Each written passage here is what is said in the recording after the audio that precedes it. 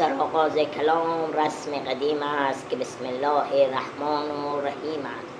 عرض سلام و خسته نباشید خدمت همه بیننده های خوب کانال یوتیوب طنز کجی. دوستان خوب هر کجای هستین خوب و خوش و صحتمند باشید.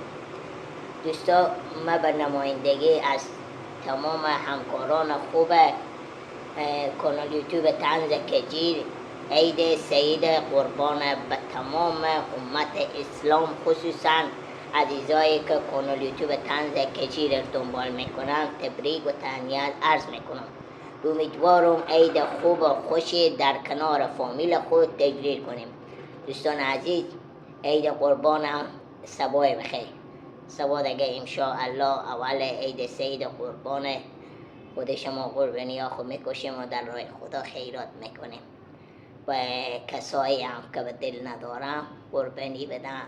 توصیه برای دوست عزیز ما اینه که حتما قربانی خورد بکنه و امو سال یک اسپنده که بالاخره حق و دین و گردن ما در راه خدای پاک بودن باید قربانی بده. خب دوستا بیشتر از این وقت شما عزیزان نمیگیریم دیگه. وظیفه ما بود عزیزایی که کانال یوتیوب طنز کجی را دنبال میکنین، لایک میکنین، سابسکرایب میکنین. این وظیفه ما بود که عید به شما عزیزایی که چی در داخل کشورین چی در خارج از کشوریم بالاخره تبریکی دوم و بالاخره من این وظیفه که بالاخره به دوش ما بود انجام دادم و توفیق ناچیزی هم که دارم به شما عزیزا تقدیم میکنم. 4 بیتی خوده.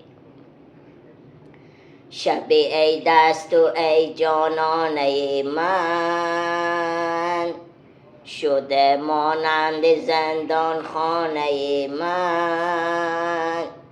های و دست خوب من عیدی روان کو، آخ تسلاش دلی دیوانه من. های دوستای عزیز، بیشتر از این وقت شما نمیگیریم.